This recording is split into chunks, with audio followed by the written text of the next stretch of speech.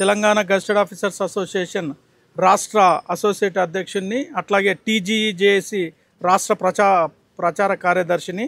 మరి ఈరోజు దాదాపు 13 లక్షల మంది ఉద్యోగ ఉపాధ్యాయ కార్మిక పెన్షనర్లు అందరూ కూడా ఎదురు చూస్తున్నారు. రాష్ట్ర ప్రభుత్వం ఏర్పడిన తర్వాత దాదాపు 16 నెలలు అవుతుంది.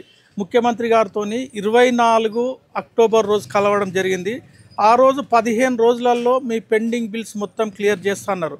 దాదాపు ఇప్పటికి అక్టోబర్ అంటే 6 నెలలు అవుతుంది. ఆ రోజు ఉన్న 8,000 కోట్లు అది 10,000 కోట్లు వచ్చినాయి పెండింగ్ బిల్స్. అవి మా సొంత డబ్బులు, జీపీఎఫ్ కానీ, టీజీఎల్ఐ కానీ, లేదంటే మెడికల్ బిల్స్ కానీ, రకరకాల మా సొంత డబ్బులు కూడా ఈరోజు ప్రభుత్వం విడుదల చేయట్లేదు.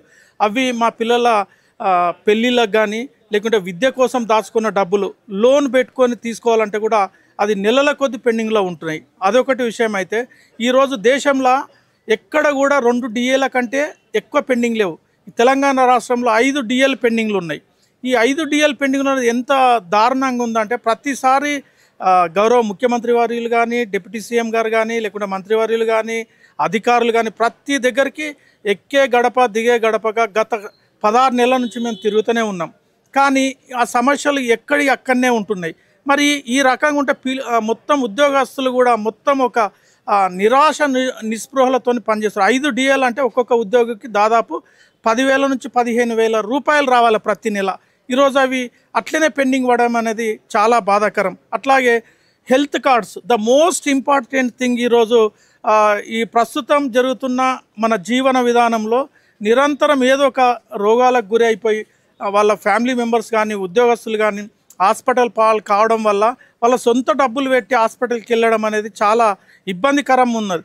ఈరోజు ఉద్యోగులందరూ కూడా డిమాండ్ చేస్తున్నారు, మా షేర్ 50% ఇస్తాం, ప్రభుత్వం షేర్ కూడా 50% పెట్టినట్లయితే ఎంప్లాయీస్ హెల్త్ స్కీమ్ ఎంబడే ఏర్పాటు చేయాలని మరి గత ప్రభుత్వం నుంచి ఇప్పటి వరకు కూడా ఎన్నో దఫాలుగా ఎన్నో మీటింగ్స్ జరిగినప్పటికీ అది ఒక కొలిక్కి రావట్లేదు. ఈరోజు ఉద్యోగులందరూ వారి షేర్ ఇవ్వడానికి 50% షేర్ ఇవ్వడానికి సిద్ధంగా ఉన్నారు.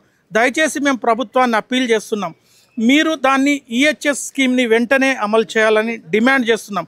అవి కాకుండానే ఈరోజు డీపీసీ ఉంది. ప్రతి ఉద్యోగి తను ఇంకొక మెట్టు పైకి ఎక్కాలని ఎదురు చూస్తుంటాడు. Promotions, timely DPC, timely promotions, ఇవి ఆర్థికపరమైన అంశం కాదు ఇది. మరి ఇట్లాంటి చాలా 57 డిమాండ్స్ ఉన్నాయి. వీటన్నిటిని కూడా కూలంకుషంగా చర్చించాల్సిన అవసరం ఉంది. దాదాపు 8 నెలలైంది క్యాబినెట్ సబ్ కమిటీ వేసి కూడా ఇప్పటి వరకు ఒక్క మీటింగ్ కూడా cabinet sub committee meeting convene చేయలేదు.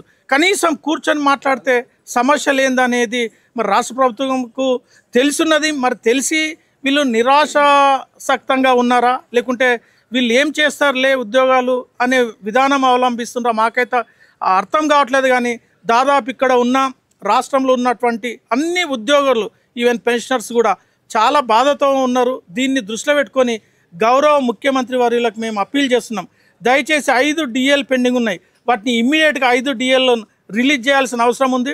మరి పిఆర్సి పే రివిజన్ కమిషన్ వాళ్ళ పీరియడ్ అయిపోయి కూడా 1 ఇయర్ అవుతుంది. మరి ఆ రిపోర్ట్ను ప్రభుత్వం తెప్పించుకొని ఇమ్మీడియట్గా పే రివిజన్ కమిషన్ను కూడా 51%తోని దాన్ని ఇంప్లిమెంట్ చేయాల్సిందిగా మేము అప్పీల్ చేస్తున్నాం. Thank you.